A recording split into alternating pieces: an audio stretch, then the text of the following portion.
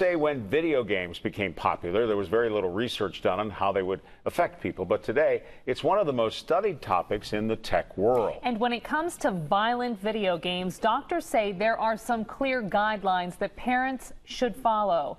6 News reporter Erin Calandra did some digging and joins us live with more. Erin?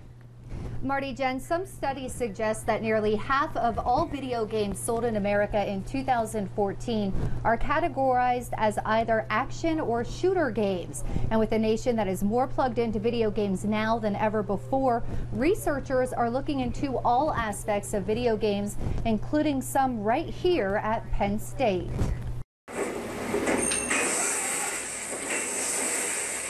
The video game industry is booming. A recent report from the Entertainment Software Association, a research company hired by gaming companies, says 150 million Americans actively play some sort of video game. That's nearly half of us. Their numbers suggest that for several years, video games have dwarfed the movie industry, for example. There's far more money in video game sales every year than there is in box office sales. Associate Professor of Communications at Penn State, Michael Schmierbach, is doing new research on the impacts of video games and how people respond to different competitive levels in a game. But are violent video games unhealthy to play? That's something that's still being debated by many experts. Psychotherapist Dr. Meghan Fritz believes so. I think that there's a correlation between playing violent video games and being disconnected in general in your day-to-day life. And over time, when you walk around detached and disconnected, that leads to depression and anxiety. Some research already tells parents the consequences of gaming. For example, according to the American Academy of Child and Adolescent Psychiatry, large amounts of gaming can lead to poor social skills, lower grades and reading less, becoming overweight, and aggressive thoughts or behaviors. But Schmierbach believes through his research that the issue is more complicated. He believes there are some people who may be pre-programmed or more prone to developing mental health issues after playing violent video games than others. He says that includes people who already display high levels of anger or depression, or younger people who aren't yet fully emotionally developed. He says gaming could make those people less empathetic.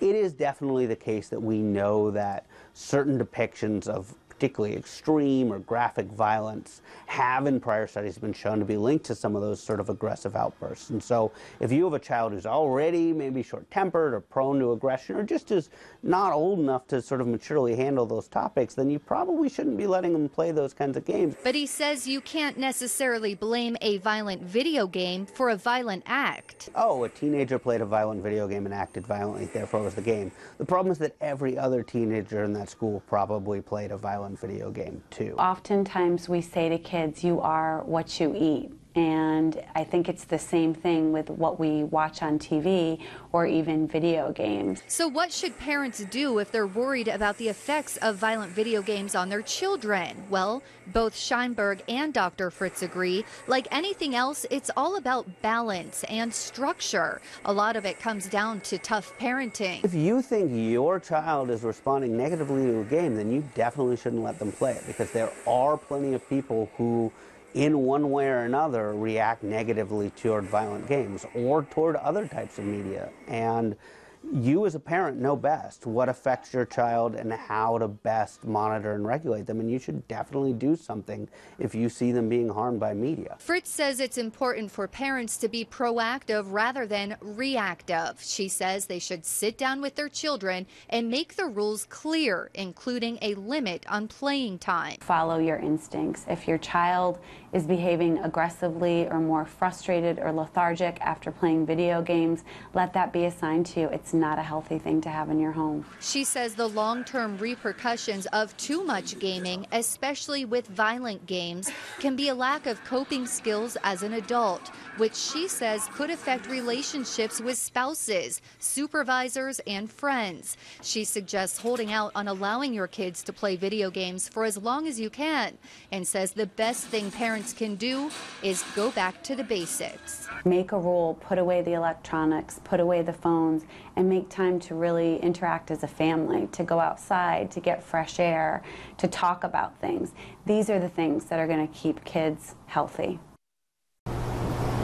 Before you pull the plug altogether, there is a new study done by the Oxford University, and they say children who play just 1 hour of video games a day tend to be happier and more social than children who don't play at all. But they say that 1 hour mark seems to be the key. They say kids who play longer than an hour tend to be less happy and less motivated.